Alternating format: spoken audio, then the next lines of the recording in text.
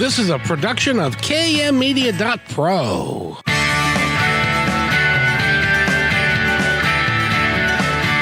Welcome back to Positive Talk Radio. Our goal is simple: to explore evolving ideas one conversation at a time. So come on over into our world. I know you'll like it, because on today's show, we are going to travel up and down the coast in a sailboat that has been on the water for 30 years. One of the people that have been on that boat for 30 years is an author. Her name is Jennifer Silva Redmond, and we're going to talk to her in just a moment. But first, I get to talk to my friend Eric. Eric, how are you? Hey, good afternoon and happy Friday, Kevin. Happy Friday. It seems like it took forever to get here, didn't it? I don't know. It went by pretty quick for me. But well, you're really busy, and you do a lot of stuff for KKNW and for Kixie and for all that you do. So, but the question I have for you is, have you ever been on a sailboat and like lived there for a period of time? I have been on a sailboat, and I lived there for the time that I was on that boat, because technically you're living anywhere that you are, but it was more like 2 hours and not like a lifetime commitment in my case. So, yeah, you're going to have to talk to your guests if you want insight on that. Yes, indeed. But first, since she is on a sailboat, how's the weather going to be for her this weekend? It looks like a nice weekend. It looks like some sunshine and, dry weather, which is a nice change of pace from this wet week that we've had. So, yeah, looks pretty decent for the weekend. Well, good. If we have to have lousy weather, I'm glad it's during the week. And then on the weekend, it kind of clears up and is much better. So well, I think all the plants would call it fantastic weather because they're finally getting that water that they've been craving all summer. Yes, I know. My lawn is now brown, and now it'll turn green. That means I have to mow it again, but that's life. You'll have a lush, verdant, autumnal plateau that you can call your own. You know, you should be an author with words like that. You're a wordsmith. I don't know about that, but but are the gal that we have on? She is a editor. She is, and now she's a first-time author. The book came out this week. It's a memoir of her and her husband who have lived on a particular boat for the last 30 years. And they have enjoyed, I guess they've enjoyed their whole time there because she thought so much about it. She wrote a book about it. It's called Honeymoon at Sea. And with that, let's welcome Jennifer to the show. Jennifer, how are you? I'm doing great. It's really good to be here. And you are in, not only are you not at sea right now, but you are in a hoity-toity place. I'm in the wonderfully welcoming Port Townsend Yacht Club, and I'm in the clubhouse right now, so I'm surrounded by the burgees of all the clubs, and it's really great. We normally, as you know, broadcast from my boat, but the Wi-Fi was just a little iffy today, and I didn't want to miss out on this, so I got to come into town and run some errands, and here I am. You know, most people have got like a green screen. They have a real nice background. You have got a real nice background because it's a real nice background. It's a real nice background, and normally it's a really nice background too, but it's just a different one. I'm used to looking out my portholes and seeing the ocean and beautiful Washington State and Puget Sound, but today I get to see that too if I looked out these windows. It's a nice marina. Well, it's really cool that you are local, and you go up and down, or you have gone up and down the West Coast. Yes. But you spend a lot of time. You were in Polsbo not too long ago, and you've been in Bainbridge and all the cool places. Indeed. We came up from San Diego in 2020, and we spent some time in the Bay Area of California, and then we came up here, and we go back and forth, but most of the time we're on the boat, and the boat is now here in Port Townsend, so lucky us. It's perfect. Well, you know, there's some people would say, well, lucky you, 30 years on a boat. Are you kidding? How big of a sailboat is it? Well, this boat is 35 feet, and it is Watchfire number 2. Watchfire number 1 is the one that we wrote the book about, and that was only a 26-foot sailboat. So we've gone up in the world by 10 whole feet, and most people would still consider 35 feet to be a small sailboat, but to us it still feels big because we did do that whole year in Baja in Mexico on the 26-foot sailboat, which I look at them now and I go, wow, that really was very small. Now, when you're talking about, I don't know anything about sailboats. So when you're talking about footage and Right. it goes from 26 feet, is it also wider at 35 feet? Exactly. Yes, exactly. It's sort of, you know, it expands out and up and sideways and everything. So it isn't just longer; it's bigger all around. And so most people that sail, you know, say in a little skiff that people go out sailing in, I should say fishing or something like that in, is about the size of our little sailboat. You said you'd been on a little fishing boat before, so that would be, you know, 25 feet is about a typical day, you know, go out on a little day sail, that sort of thing. Or if you rent a boat to go sailing, 25 feet is pretty typical. 35 is a little bigger and it gives us room to, you know, actually live. We have 2 separate cabins. So when we're working on different projects, you know, we don't trip over each other completely. And, And and you have been married for how long? it will be 35 years in May. So And we, go ahead. yes, you were going to say, how long of that has been on a boat? I, but you've been interviewed before, haven't you? No, I'm just anticipating what you were since I interrupted you. It has been, 33 of those years have been, we've been about 2 years in various places on land because, well, a spoiler alert that the first boat, did not survive. It survived our trip, but it didn't survive coming back to land. There was a wildfire of all things. So I think we're one of the only sailboats to have been lost in a wildfire, and that was in California, about 20 years ago.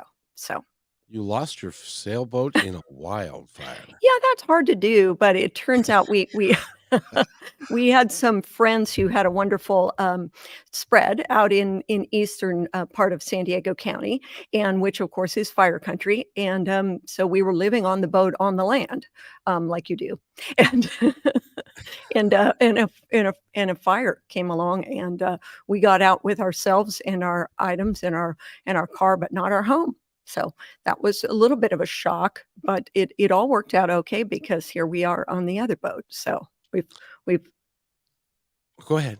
we've survived it quite well. It all came out okay.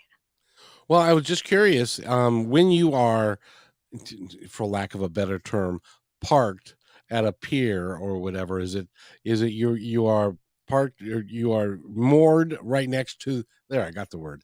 Yeah. Moored right next to the pier, and then you just get off the boat onto the pier, and then away you go? Sure, much of the time that, you know, when we were down in Baja, most of the time that in the book, we are anchored. So we're just literally hanging on an anchor that's stuck in the bottom of the of the sand, and we're floating above it on the water. So that's what most of those years were. And then you can be also tied up in a marina, which is, you know, have a slip on either side that you can step off on. But there's also here in Washington, they have wonderful state parks that have little docks that you can come up to and tie up to. They also have mooring balls that people are used to seeing in the water there out in bays and different places. And you can also hook up to one of those. So 3 or 4 different ways. But yes, many times you can just step off on the dock and go and do your shopping or whatever is And required. so if you are, moored at one of those, what is it called, a mooring ball? Uh-huh, And so you're out in the water, uh-huh. and do you have a little skip or a little boat that you take in Do. that? We Ah, do. We have a dinghy, and it's called a Portland Pudgy, which is I have to say that name because it's just so funny. Um, it's a Portland Pudgy. It's bright yellow. We call it Peep, you know, because it looks like a little chick. And, we row that into shore or we motor into shore. We have a little, an electric outboard. So that's our green energy when we're not running our diesel engine for the big boat. We or Russell rows. We have one manpower rowboat. That works out too. So when he would take me and the dog into shore, and then he rows around, and everybody gets their exercise that way. Now there's somebody in our audience who is asking the question. Okay, you've been married for 35 years. At what point did he tell you that he was going to take you to sea for 33 years?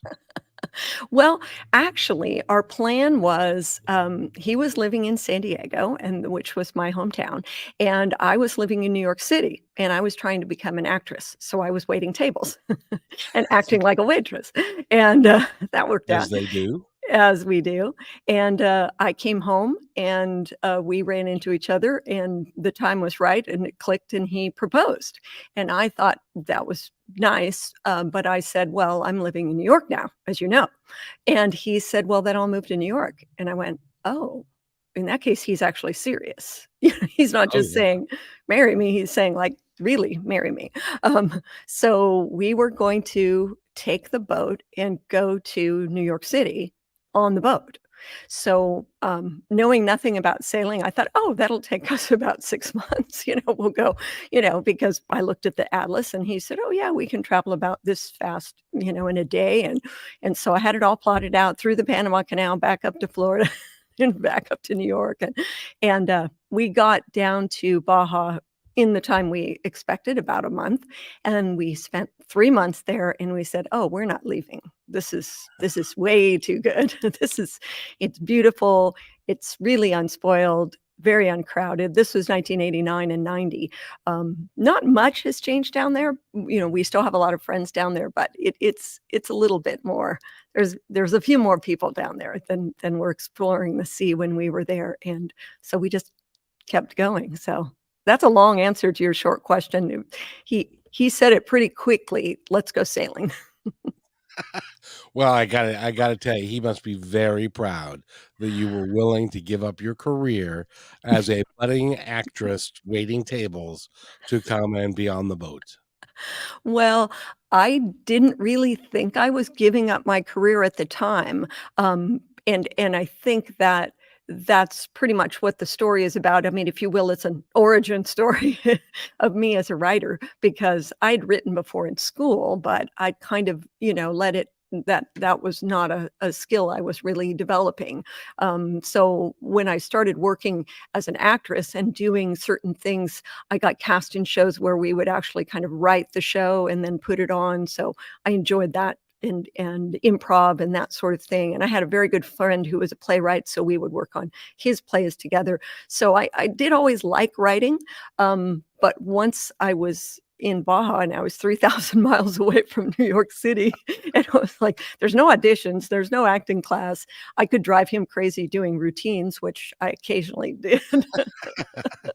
But, mostly I had to figure out, what am I gonna do when I grow up? What am I gonna do with this life I have? And, so I needed to be creative, and so I started writing, and that's how it all began. I want your opinion on something. Since you've Okay. been an improvisational actor, Uh-huh. and I am a firm believer because I did that in my youth as well. I'm a firm believer that every child should go through an improvisational acting class and take some courses Yes. in that so that they can learn to stand up on their own 2 feet and to speak and to think clearly and to be able to articulate their thoughts in a meaningful way. Do you agree with that? 100%. And I think that in general, acting is one of the greatest things you can have your kid experience. Not only for all the reasons you've said, of which I totally agree with. And improv is also about being flexible and changing in a second, and life can make you change in a second. Life can change in a second, as we all know, and you gotta roll with that, and it's how you deal with those changes that determines how people see you and value you, and what they think you're capable of. Everybody that's ever done a job interview knows that, right?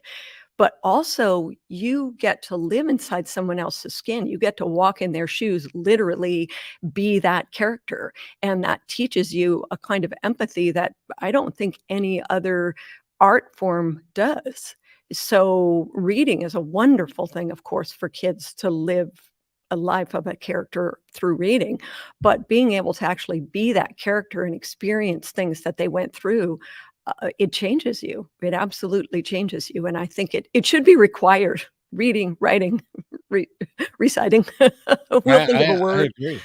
Yeah, I it's agree, and really because it doesn't matter what you choose to do in Mhm. life, if you wanna be in sales, Yeah, if you want to be, a cashier at a Walmart, if that's your right, dream that right. you wanna do, you'll become a much better cashier at Walmart if you have got the self-confidence to be able to speak clearly Yep, and to stand up for yourself and to think on your feet.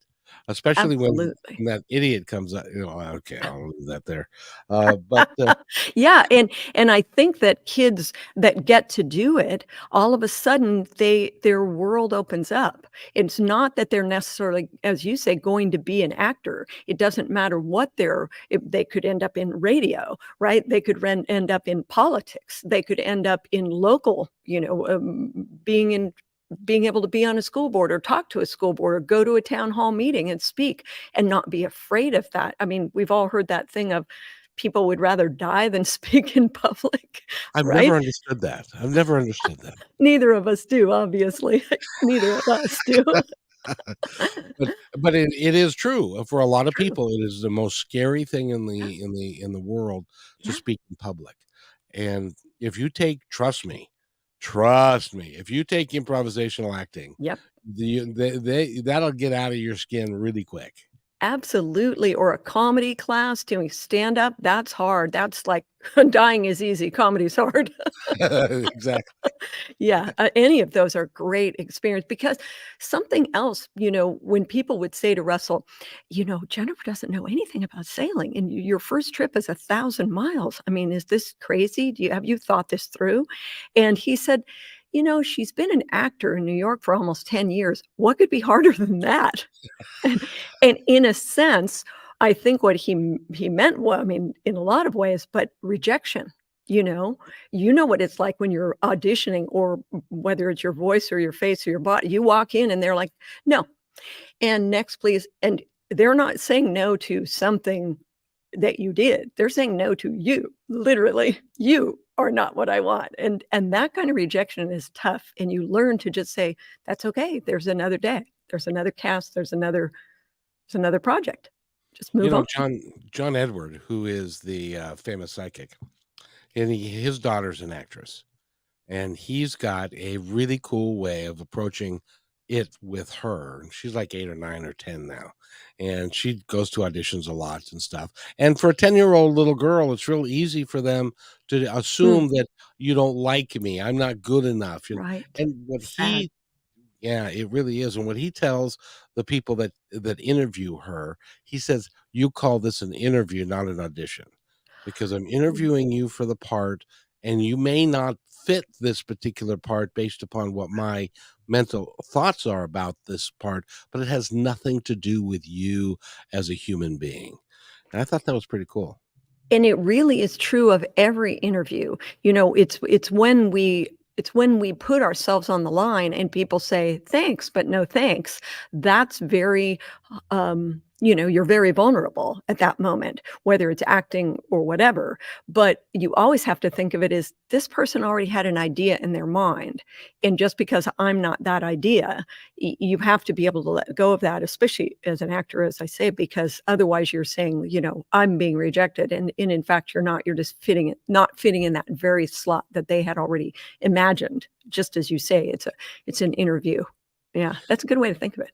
Yeah, exactly, but see, now, this has probably never happened to you, but, because you're a pretty woman and so you've had guys, come up to you all the time and you're an actress and so forth, but the scariest, and I mean the absolute scariest moment of my life was being a 15, 16-year-old boy and seeing a pretty girl at the other side of the dance floor and walking and you didn't know her and walking up to her to ask her to dance. There's nothing that is scarier than that, and that is pure rejection when she looks you up and down and says, "Nah, I don't think so."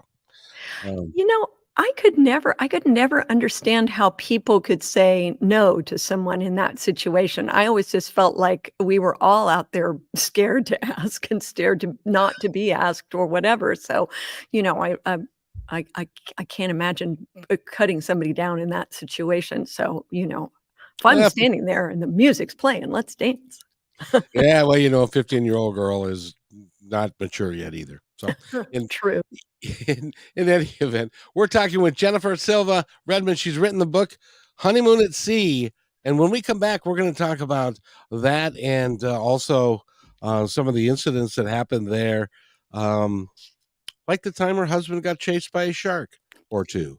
And we need to take a quick break. You're listening to Positive Talk. Yes, I said shark.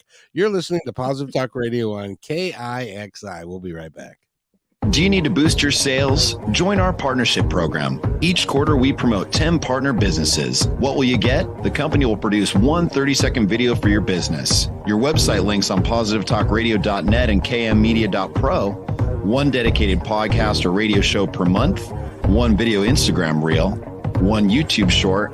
One 60-second clip for social media taken from your interview, and at least one commercial airplay per show. All podcast and video commercials are within the fabric of the show and will remain in the show forever. Visit kmmedia.pro to book a consultation today.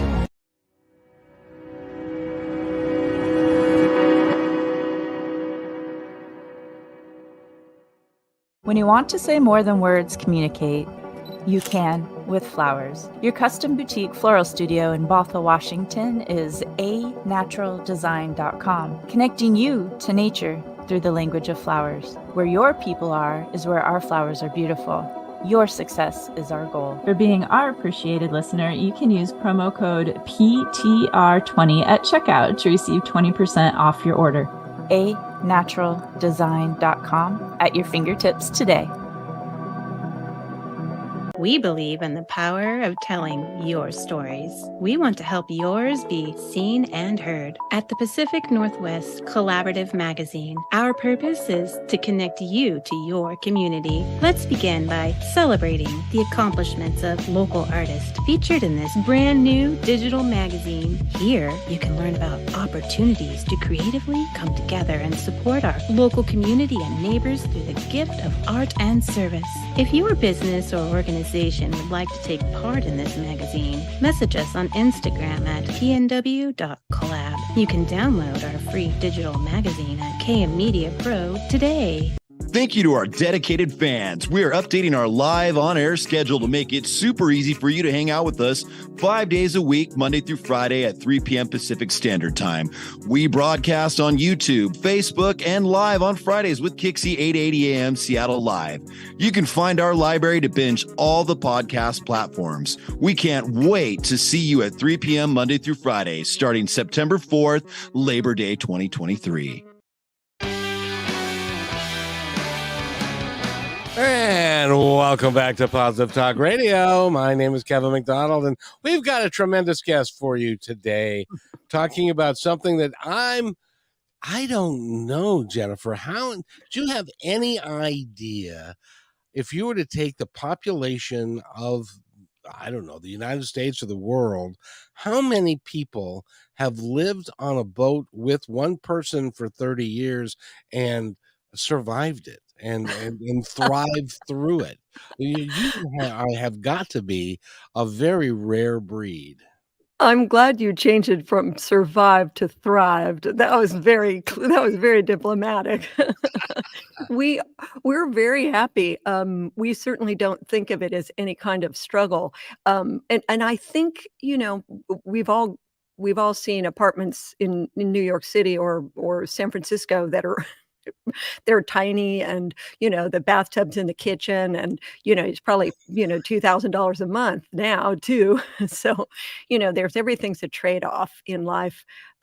So I think that if we weren't traveling a lot, it becomes harder to live on a boat when you're just in a marina, because then you're really just it's kind of a condominium on the water, right? You've got a Right. neighbor just a few feet away from you. You look out your window and you're looking in their window. And, you know, it really, it's nice to be on a boat, but it doesn't have any of the fun of being on a boat and traveling on it. So we were really lucky in that first year. And of course, as you say, Russell, plotted that all out, take her to a beautiful spot and get her hooked. First voyage is free. Well, and I met him the last time we talked, and Yeah. he is a very, very nice man. He is a very nice man. Oh, we agree. And so, yes, absolutely. And I wouldn't be living with somebody all these years in such close quarters if he wasn't a very nice man. And I hope the opposite is true as well. We get along really well. We have a lot in common. And somebody said, guys, you guys are together all the time. Aren't you sick of each other by the end of the day? And I said, no, because I'm in my world, I'm at my computer, I'm maybe teaching a class, or I'm looking at a webinar or a podcast like yours. I'm doing things online. I'm writing, I'm editing, and he's on his online class. He's writing a novel, so he's busy doing those things. And happy hour comes along. Oh, hi, how you doing? How's your day been? Good to see you. And so then, we have dinner and watch a movie or something like that, or row into shore and take a walk on the beach. And, it's not like we're, talking together every minute of every day, though some days we do. Some days Isn't we technology wonderful? That It really is. It that you really can go on is. a boat and you can communicate with people, and you can work and you can edit Yes. and do what you need to do and continue to earn a living and stuff like Mhm. that. The freedom that we have, It's that other people in previous generations didn't have is amazing. It's true, and we've been very we say this all the time, like, we were so, this was so timed so well for us, doing this at this time when, as you say, teaching online, teaching remotely, working remotely, things like Lyft and Uber, we don't need a car, if we're in Seattle or someplace, just call an Uber, call a Lyft car, so many different things that you couldn't do before. And of course, people, and your listeners know, I'm sure there's plenty of people out there that know about van life and RV life. And I just met a gal today who lives in her van and she travels around and does different jobs. And she just loves it. She's always on the go. So there's so many different ways to live now. That is the newest thing, Mhm, and I interviewed a gentleman just the other day that they live in a 32-foot, trailer, and mhm, what it's a motorhome, right. and, they they have a couple of dogs, and that's what they do, and they're real happy doing that. They have a little truck that they carry and that have in the Mhm, back and that mm, they can but that is happening more and more, even just little vans. yep, There are people that are exactly. doing that. Yeah, on social media, you do hashtag van life, and you'll see just so many people, and they're tricking these things out. They look really great, and they've got a side that lifts up, or they've got a little veranda that they put out, and as you say, dogs, cats, kids, the whole thing. So it's and we ran into a lot of people with families on boats, little kids that are all, now all grown up and got their own boats and doing their own things, and it was really great to see a lot of families, and there still are, a lot of families out boating. It's pretty cool lifestyle. I promised the audience that I would have you tell the story about the time your husband got chased by a shark. Well, we were in Baja California, and I had been learning about snorkeling. I mean, I'd snorkeled once or twice before, but all of a sudden I was in Baja California with all this really clear water, and I had learned to look for scallops and clams. So we came into this really beautiful bay, and my husband took his spear gun and he swam in one direction, and I swam in another direction, and I was swimming along. It was like being in this underwater, Nemo world. Everything's so beautiful, and I'm swimming along, and there's no scallops, there's no clams. So I head back to the boat, and I'm swimming along, and I look down through this crystal clear water, white sand underneath me, and there's these two good-sized sharks. And I want to say they were probably 5 feet, 6 feet long, not like Jaws, but big. And they're swimming along together, and they're swimming towards the boat, as am I, and I'm swimming along, and then I hear Russell calling me, and I look up, and he's has a hand out of the water with a spearfish with a fish that he's that he speared that's dripping blood in the water, and he's yelling, "Look at the fish I caught." And I'm going, "Oh my goodness." So I said, "Shark," and I'm swimming along, trying to swim very calmly without disturbing the water because I don't want them to kind of notice me. And "What? I can't hear you." He said, "Oh man, shark." And nothing, "Can't hear you. Shark." I finally yell, and he just got up and pretty much walked across the water and onto the boat. It was a miracle. And and I kept swimming slowly, and they're swimming back towards me now like, "Okay, what happened to that guy?" And so I swam very calmly as I could and as quickly as I could over the boat and got up on deck, and we were very glad to be on the boat at that moment, and, but that was made for a very exciting, afternoon, the visitors. Well, when you think about it, the water's warm Yeah, and it's clear as a bell, and you're snorkeling, um, and there's fish all over the place and stuff. so beautiful. Did that in Hawaii. I Oh, just loved going to Hawaii and doing that because the water was, yes. almost room temperature, Mhm. and it was just wonderful, and the wildlife, Oh. that you see is just amazing, Yeah, I and got to swim with dolphins, we got to swim with seals, they'd swim up and just kind of look at you like, "What are you doing here? What are you doing in my bedroom?" And, you swim around and they just kind of pop up and we had whales come by the boat. They would come by at night, mostly when we were sleeping, and you hear that exhalation through the, just whoosh and wakes you up, of course, and you hear that puff of air, and they're just, looking for dinner, going back and forth, and every time it's, like, amazing, and the dolphins always come and jump in the bow of the boat, along the bow wake of the boat and just dance. They look like they're just having such a good time, and every time it just kind of lifts your heart, like, "What are they doing? It's so great." Like they're coming to say hi. because not very many of us have ever done anything like this, and nor will we. I want you to explain, because sometimes you would not anchor at night. You Mhm. would go through the night, and that meant Right. that one of you had to steer, and then you took turns and doing that. But there were moments in that time when, now keep in mind that there are no lights from the shore. There is no city around. There's no street lights. It is black except for the stars, and you can see everything. Explain what that experience is like. Well, as you say, you can't see anything but starlight, and if the moon hasn't come up, you can see the constellations, and in Baja, there's so little, city light that once you're a little ways offshore, it's just that you can see constellations. We could see the Milky Way like we'd never seen it before. It's just so incredibly vivid, and so when Russell would go below and try and get a little sleep, and I'm steering, and there's no light except the light of the compass, and it's just a little red glow. It says, "You're going south. Keep the going south."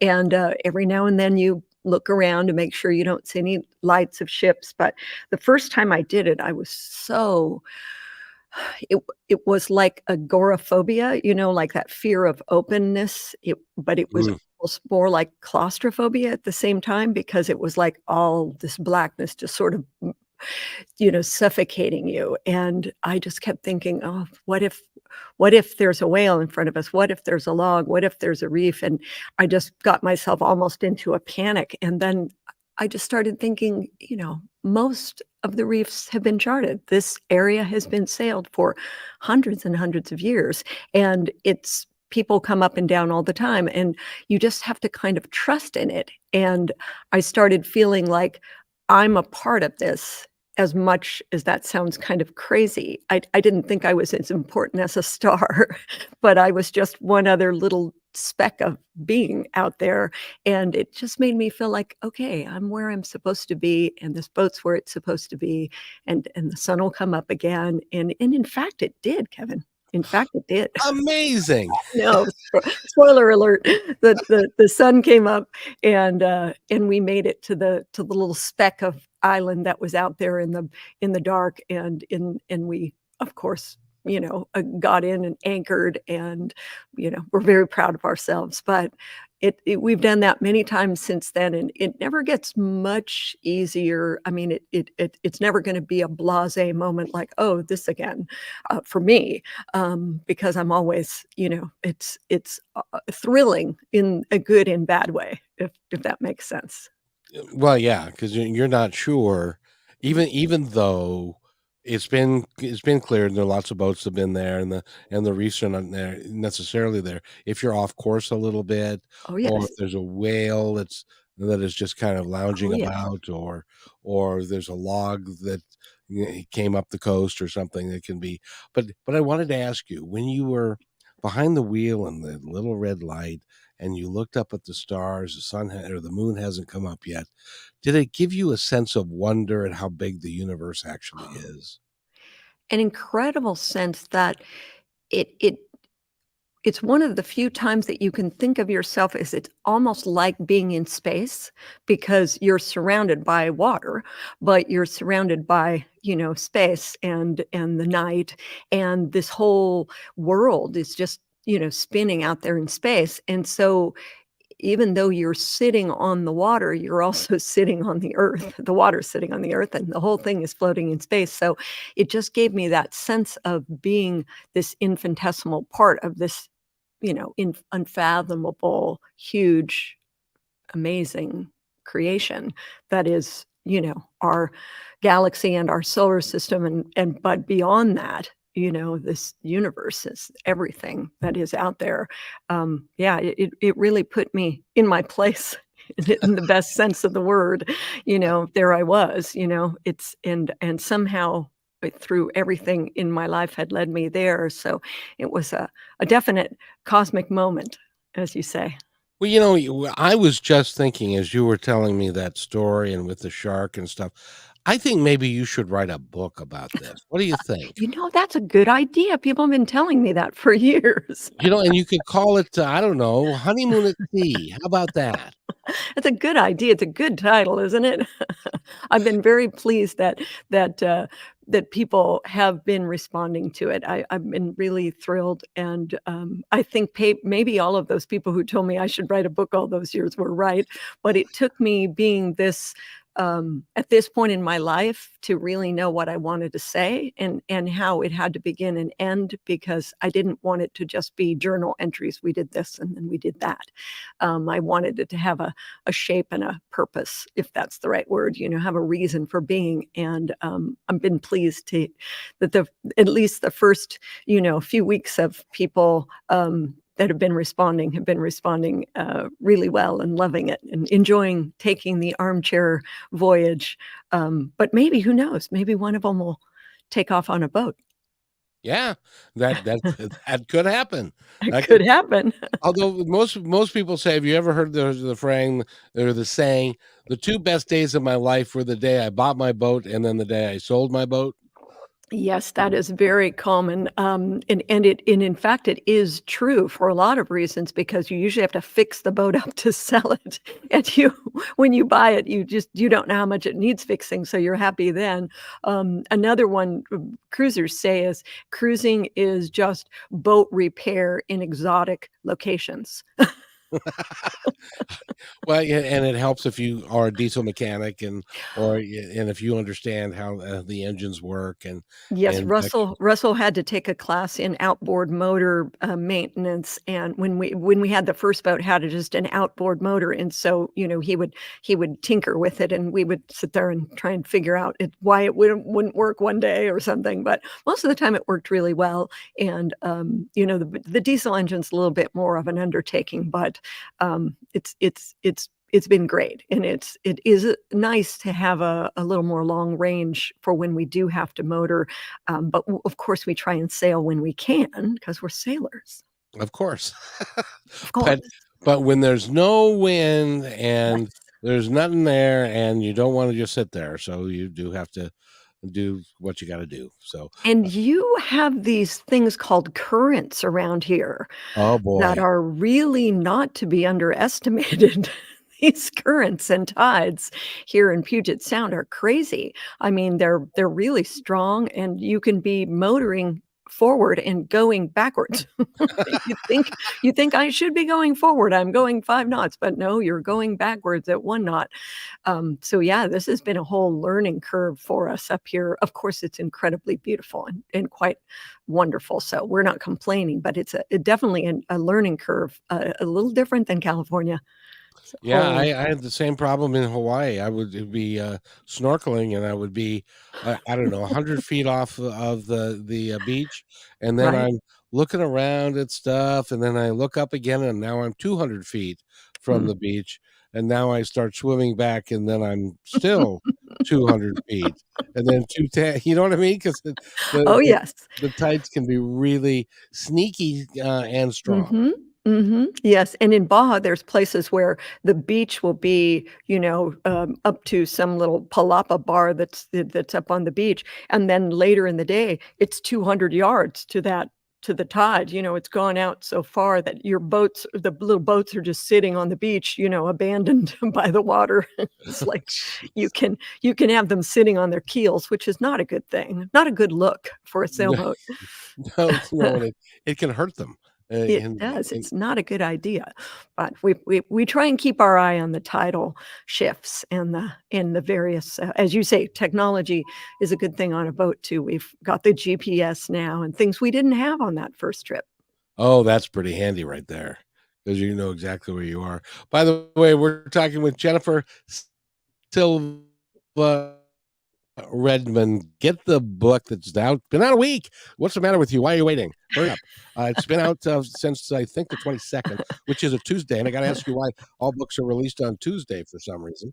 And we need to take a quick break. And her website again is honeymoon@sea.substack.com. Go there and you can get all the information. You can get the book there and stuff. So again, we'll be right back. You're listening to Positive Talk Radio on KIXI. Thank you to our dedicated fans. We are updating our live on-air schedule to make it super easy for you to hang out with us 5 days a week, Monday through Friday at 3 p.m. Pacific Standard Time. We broadcast on YouTube, Facebook, and live on Fridays with Kixie 8:80 a.m. Seattle Live. You can find our library to binge all the podcast platforms. We can't wait to see you at 3 p.m. Monday through Friday, starting September 4th, Labor Day 2023. Hello, everybody. If I could have your attention, please, I have an important announcement to make just for you. As you may know, PTR is heard and seen on radio, KKNW, and now Kixie, several websites, podcasts, YouTube, Twitter, Facebook, and most social media. At PTR, we believe in working together to make the world a better place, and because you're listening, we know that you're dedicated to the same. So we'd like to support your efforts by offering an outstanding multimedia package for you at a deeply discounted rate. As our partner, you'll receive commercial creation, both video and audio, at least 10 commercial plays per week, a monthly show to highlight your business and passion, exclusive website positioning with links, video shorts for social media, commercial plays on all shows, podcasts, KKNW, and Kixie. Your commercial is embedded into each episode and as a podcast is sent to over 50 different platforms. All shows are performed live and sent to Facebook, YouTube, and Twitter and stay there forever. Your podcast episodes are provided to you to use as you see fit. This one-time offer is only $250 a week based on a 13-week commitment. And as our partner, we are vested in your success and will do everything in our power to make it happen. However, there are limited spots available, so don't hesitate. Please email me at kevin@kmmedia.pro and let's get the ball rolling.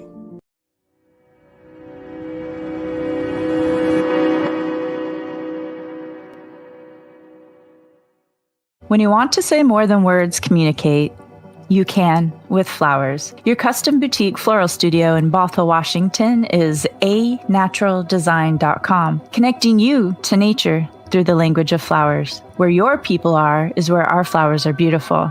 Your success is our goal. anaturaldesign.com at your fingertips today.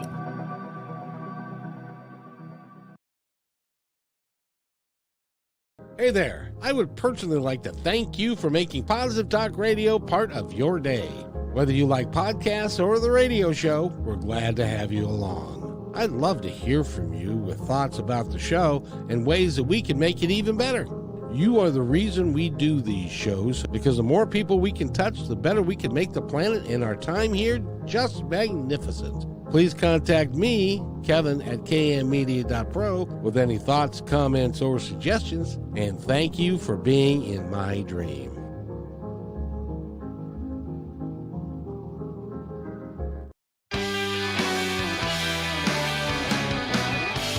And welcome back to Positive Talk Radio. My name is Kevin McDonald, and I'm talking to Jennifer Silva Redmond. She's got the book out that's brand new. It's called Honeymoon at Sea. She spent 30 years at sea. You know, Jennifer, I just have to say that I'm so pleased that technology has got to where it is.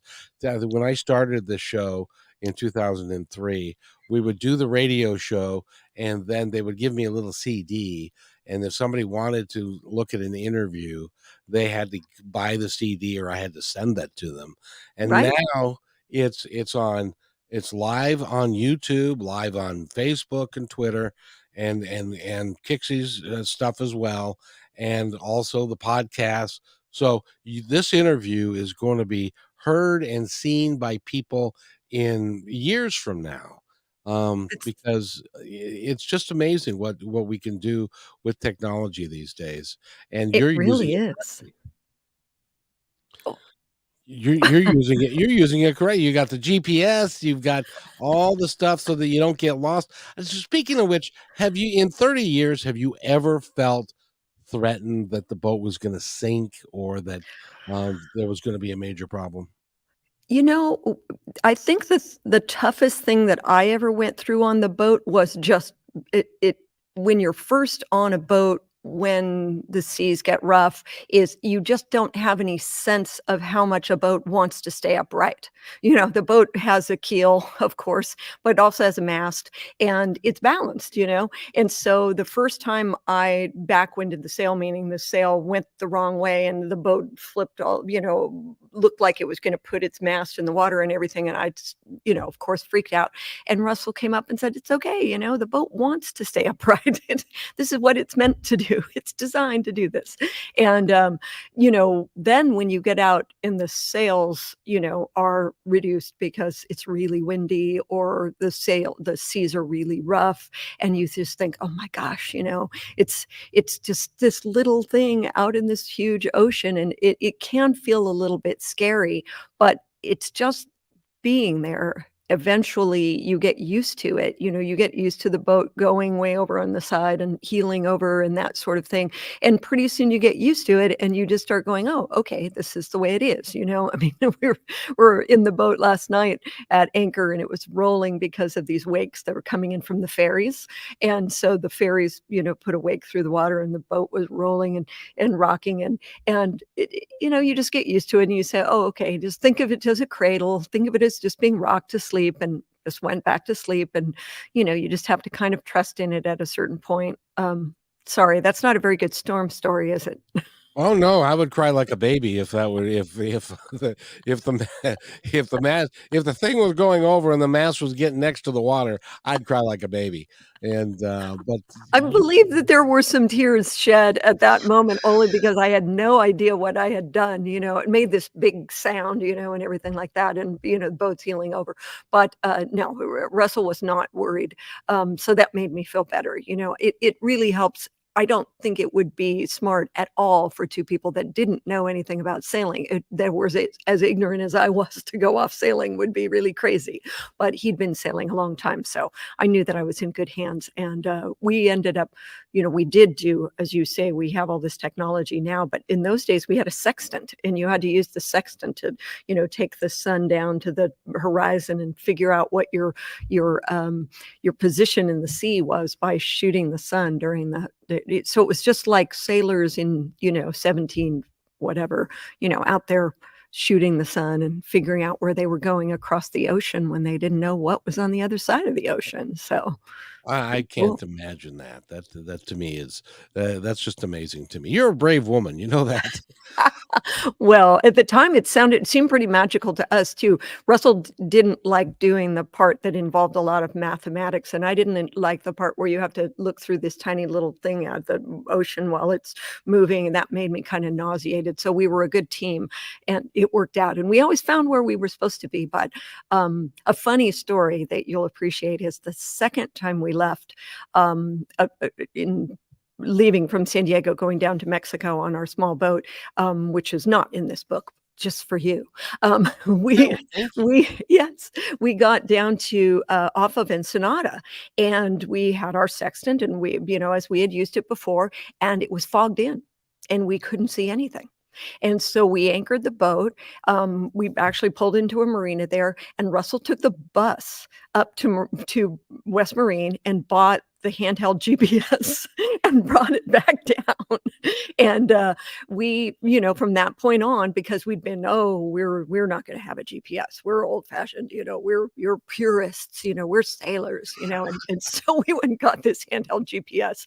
And so that was kind of a funny story. We had to, eat a little crow, but we did, in fact, enjoy having that GPS. And now we have a real live GPS, chart plotter, and everything.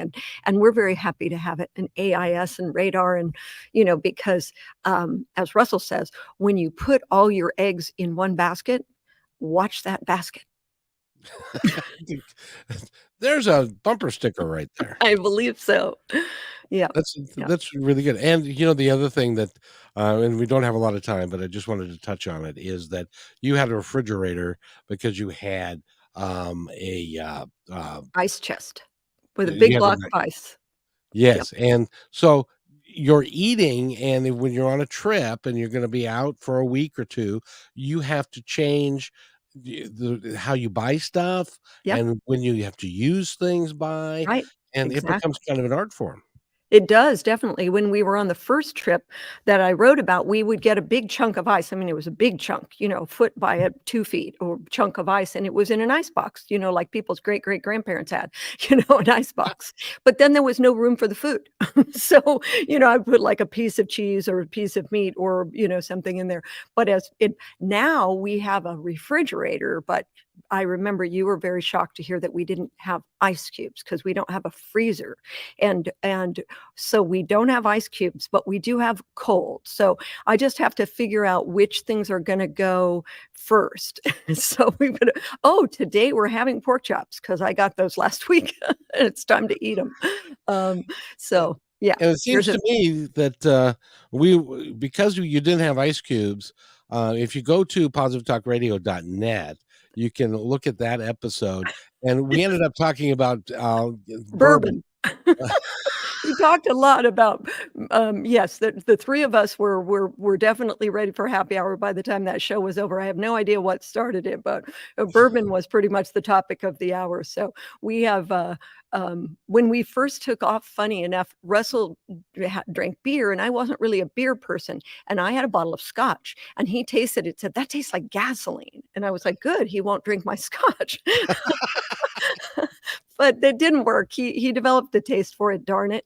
And I developed a taste for beer, which is even worse. So now this is why the honeymoon continues, because we're always learning something from the other person, and we're always growing and evolving and developing new